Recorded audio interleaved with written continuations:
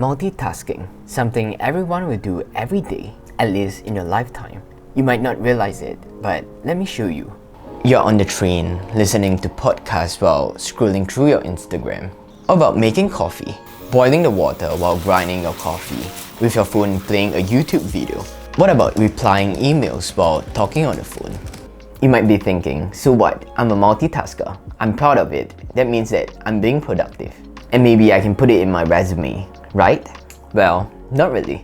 I think a lot of us have this misconception that we are good at multitasking, but the truth is, we are not. Or thanks to the Dunning-Kruger effect, we believe that we are proficient in something, but the reality is the opposite. And I would say it's due to lack of self-awareness and low cognitive ability. And since we are talking about multitasking, I think we can split it into two types. The first, I'll call it switch tasking.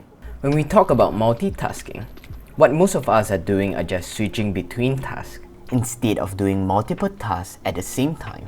Because our brain is just not created this way where we can focus on two or more things at once. And the second, I'll call it automaticity.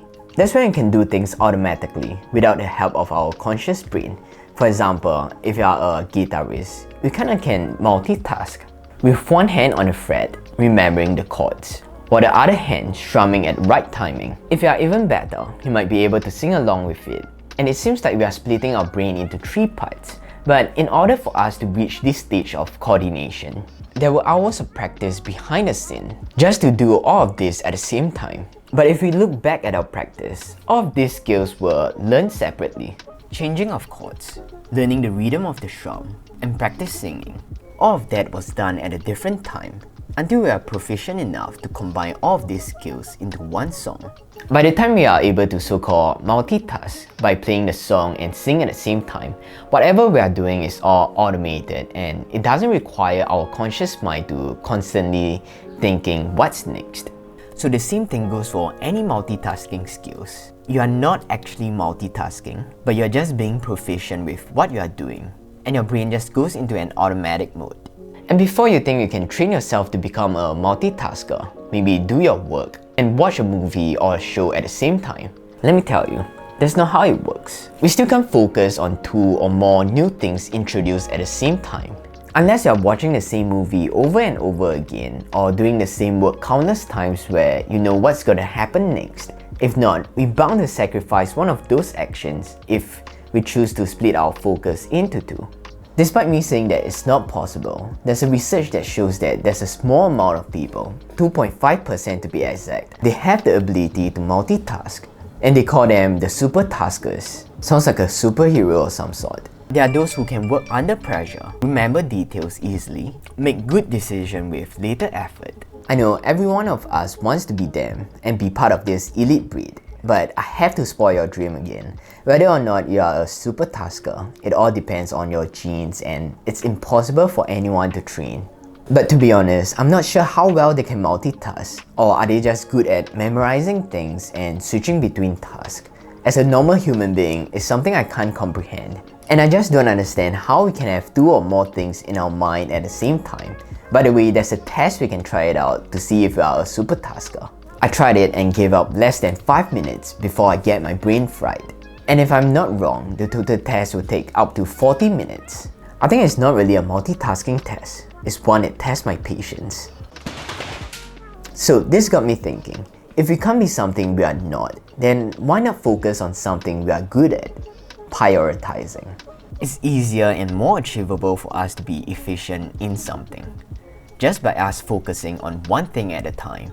If most of our brain is only capable to consciously think of one particular thing, then let us leverage on it. You might find yourself being more productive if you are able to do one thing well instead of having a few half-assed works. And that leads us to the cons of being a multitasker. When you have multiple tasks at the same time, you ought to make more mistakes. I mean, there's a reason why driving while texting is dangerous. Because our brain just can't focus on both activity. You're bound to make mistakes when you are unable to give your attention to one. In fact, there's no such thing as texting while driving. It's purely texting instead of driving while your vehicle is moving. because you're foregoing your attention needed to drive and giving that attention to your phone. So if you are doing something dangerous or important, where the consequences of the mistake is something you can't handle, then I'll say put all your focus on that one thing and that one thing only. It's a time waster. For me, there's a few scenarios where I'll multitask. For example, when I'm shooting my B-roll, I'll probably watch other videos on YouTube. So half of the focus is on shooting, while other half is on the video. And when it's time to edit, I realize a few of those footages were not up to my standard and I have to refilm and reshoot again on the next day. I'll say it's such a hassle and time waster because I've wasted the first day doing a lousy job and I need to plan the next day again to set up the lights, cameras and gears just to redo it. Research shows that when we are frequently switching from task to task, it affects our short-term memories. And that can be detrimental to our working brain. And that's the part of our brain that holds memories temporarily. For example, trying to remember verification code and transfer it into our computer. Keeping our train of thoughts on track during a conversation. And also intricate tasks like reasoning and learning. But I think it doesn't mean that switching tasks will hasten the aging process of our brain, but it creates a habit of us unable to filter out distraction and interruption. And if we continue this habit of bouncing from task to task, that makes us not able to sit down and focus on a conversation without fidgeting, looking at our phones, or checking the time. You might even find yourself forgetting what you want to get out of the fridge after getting distracted by different things in it. It's not good for our creativity. There's no way I can be creative when I'm multitasking. No way. I might be able to listen to podcasts while filming, but that's when every scene is all planned. But when I'm planning my video or even scripting, there's no way I can give half of my focus on typing and another half talking to someone. So to me, when it comes to creativity, it will never coexist with multitasking. Not being present. I hate multitasking because of this. Not living at the current moment, and it's very common in this digital age. We can have a meetup with friends, but yet our faces are sucked into our phones. For me, I learned this lesson when I traveled to Bali. I had one mission for myself, which was to enjoy my time there and document the whole process so I can relive the journey anytime. So I brought my camera and even a drone. Whenever I reach a location with a majestic view, I'll be busy setting out the drone, getting the aerial shots. Once done, I'll continue with my camera with different movement so I don't miss out a spot. And after the trip, when I was vetting through my footage, I realized I might have documented tons of sceneries, but none of them was registered in my brain. I realized I haven't been present.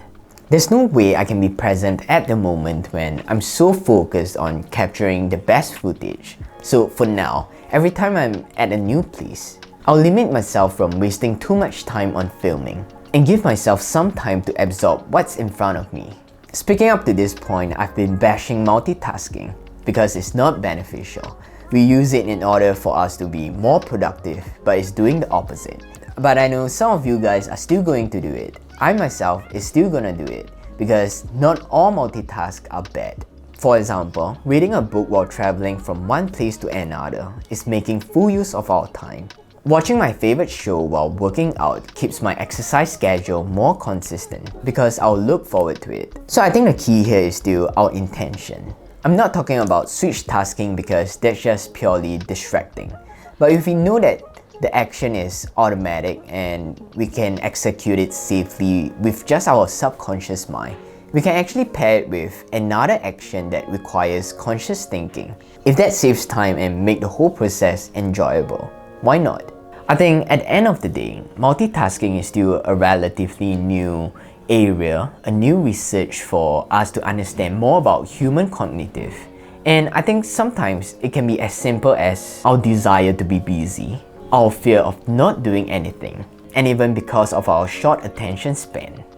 So that's all I have for this week, and I would still like to express my gratitude to all of you guys, especially those supportive comments and messages you guys sent on my previous video about happiness. I can't reply to all of them, but I'd still like to let you know that they mean a lot to me and they definitely push me to work on more videos, so I'm really thankful for that. And thanks for watching this as well. I shall see you guys again next week. Bye bye.